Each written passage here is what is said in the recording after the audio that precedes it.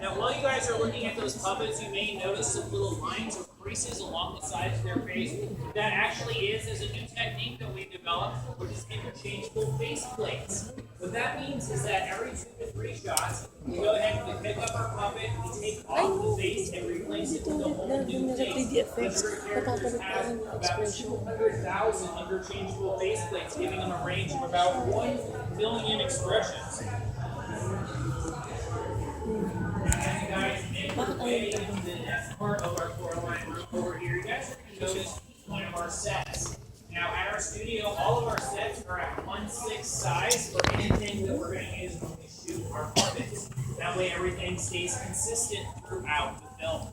Now, all of our sets are fully interactive and functioning, meaning that not only does this set light up and is highly articulated, it means that all of those doors and windows are actually functioning. Now, the reason for this is at any point when we're shooting or filming, we want to go ahead and be able to have multiple options. In fact, during the filming of Coraline, there's a scene where the cat is walking up and it's going to spy on Coraline and her friends. Originally in the script, it's supposed to walk around the back of the house to the front, but in order to save us about 3 weeks of animation time, all we did was have it come out of one of the closer windows that's on the other side right over here. That way the cat can be seen walking up and spying on everybody in just one shot. Now, when you guys are done taking your photos, I will meet you in Paranorman where we can go on to the next part of our tour.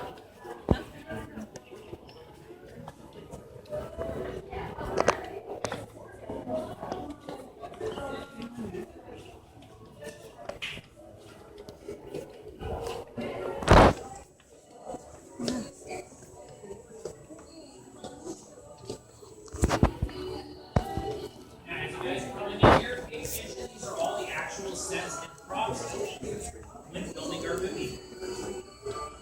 So when you guys are looking around here, you may notice some things like this soccer ball up here. That's actually made out of paper mache, handcrafted by one of our artists, as well as this locker set, which is made by an artist in our metal shop. If you guys see any glass bottles anywhere, those are actual hand-blown glass and into tin cans. What that is cardboard wrapped in tin foil and hand-painted. You guys even see our plants over here. Those are all paper mache. Now, not only do our artists spend about 2 years of their life creating all of these unique small pieces that you guys are seeing in front of you, but then they also have to go ahead and replicate that item 2 to 3 additional times after they create the first piece. The reason for this is some of our shots take up to 6 months to do just one scene. So if something happens to, say, this bicycle that I'm looking at right here, like the pedal gets broke off, we don't have to stop production at any point. We just grab one of the backups, hand the main one off to the artist, they go ahead and they can repair that piece, and we can continue shooting. Now, some other things you guys may notice is previously the other dolls had those little creases or lines in the sides of their faces. These ones do not. That's because we changed the way that we started making our faceplates. In the first movie, Coraline, they were all hand-casted and then sanded down. These ones were instead 3D printed. So they would come out as a small white piece of plastic. We'd hand them off to our artists. They would then sand them down and go ahead and paint on all the color and details that you guys are looking at right there. Now, this saved us a lot of time. It actually took less time than doing the 200,000 handcrafted ones previously. So this time around, and from every film since then, we've been able to do just about 1 million interchangeable faceplates per character, giving them an expression range of about 480 million different facial expressions.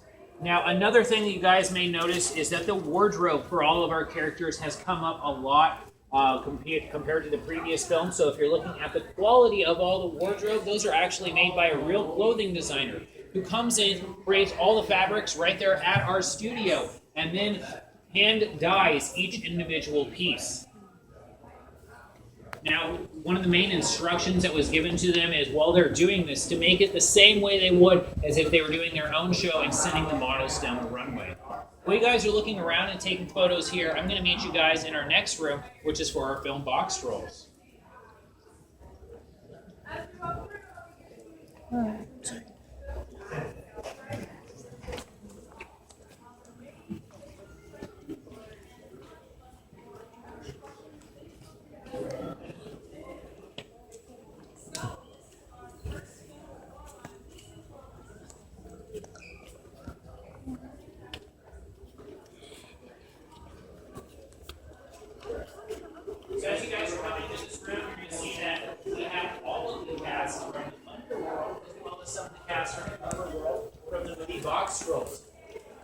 actually supposed to be our first film. We started with this script in 2004. However, we had to develop so many new techniques that had never before been used in film that this movie didn't come out until 2014, making it our longest ever production. Guys, look right back there. One of the main things that we spent a lot of time on is this piece right here. That is the largest, not only stop motion puppet at the time when this movie came out in 2014, but also the largest animatronic piece.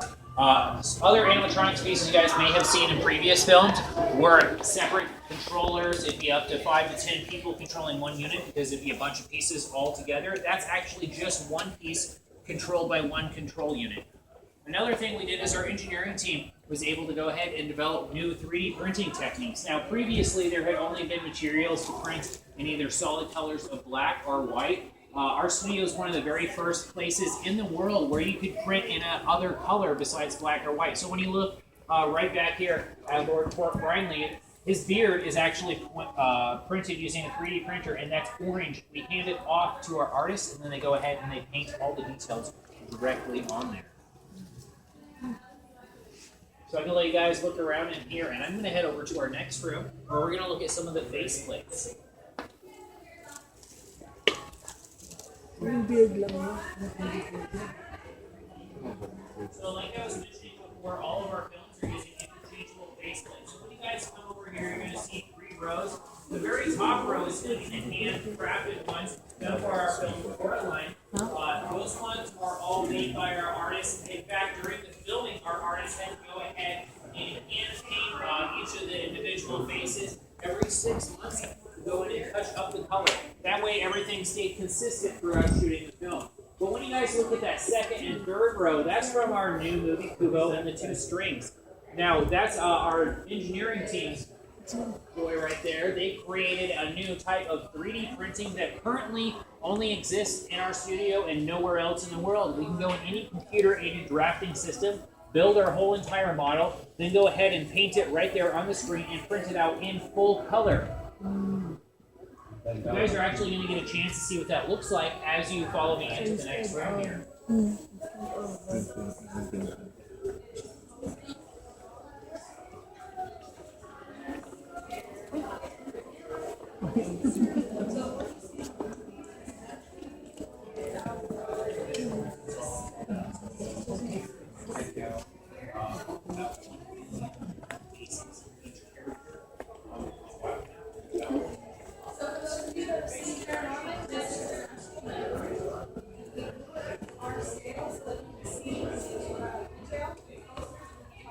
As you guys make it into this next room over here, you're going to see the main cast for the movie Kubo. So these are our 4 main characters right here. Now, whenever we do any of our films, we make between 6 and 12 puppets of each character, and then for our main cast, in movies such as Coraline, we make 22 different puppets for Coraline for that film. This one right here, you guys are actually looking at, those are all of our rigging animation characters, meaning that those are all of our combat characters. Now, the reason why we make so many different puppets is because all of them have different functions. These ones right here have more points of maneuverability than any of the other puppets. The easiest one to look at is you guys actually look at the top of Monkey right here. You'll see some little holes in the top of her head. That's actually where the wires would attach to her for when we're having her jumping around, flying across the screen, doing a flip, anything like that. We also have this section set up over here. If you guys are interested in doing a photo op, these are the actual birds that lift Kubo up when he's learning to use his magical powers for the film and help him fly around. Now, as you guys make your way into this next room over here, if you guys are interested in that 3D printing technique that I was talking about, we have the first realize that it came out of our 3D printing system exactly like that, in 2D color. We just had to assemble it the same way you would do Laika. We were able to add as many points of movement as we wanted to because it's all ball and socket joint. That way, when we go through the animation process, we can have those particular characters of any stop motion film that's ever been created.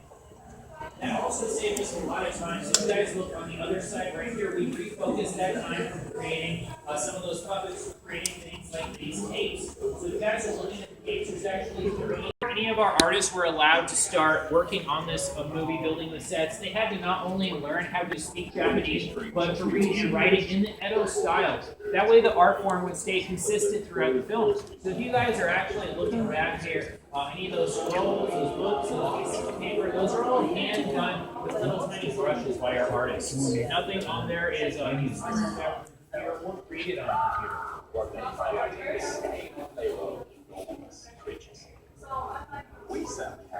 As you guys dig into this next room over here, you guys are going to see the giant origami ship.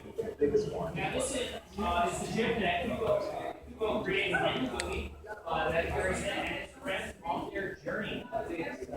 This is actually all 100% handcrafted. It took our artists about 19 months to build this, including the crane and everything that we're seeing right here. After the crane was created, each section of the ship was assigned to different artists. The only time that the art ever made here was when we die cut all of these little pieces up here to make sure that everything was very precise.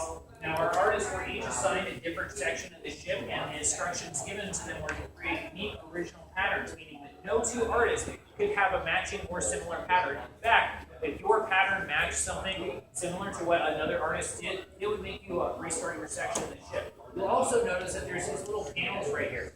What these panels are is we can go ahead and swap them out in between scenes. So if there is something like a storm going on or they're going through a battle, we can swap out anywhere between 5 to 15 per individual shot. That way it looks like it's consistent and it actually has fire damage or there's water splashing up on the ship.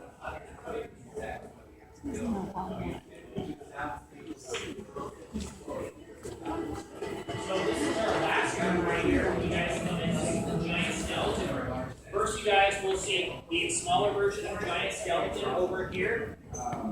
Now this is used for any far away or panning shots that we may do. However, anytime that we get up close, we do not want to use this one because if you notice, both the characters that are Monkey and Beetle that are in his hands are not highly detailed, so it wouldn't be fluent throughout the movie. So we went ahead and we built this one over here. This is actually the largest ever stop-motion puppet. That is only 1/3. When fully constructed, he won't even fit in this room because he is not only over 16 feet tall, but for the final scene, he has a wingspan of about 22 feet wide. You can actually see him right up here on screen if you guys are interested.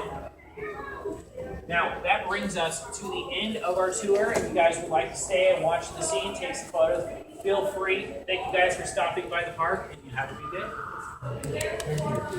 Thank you.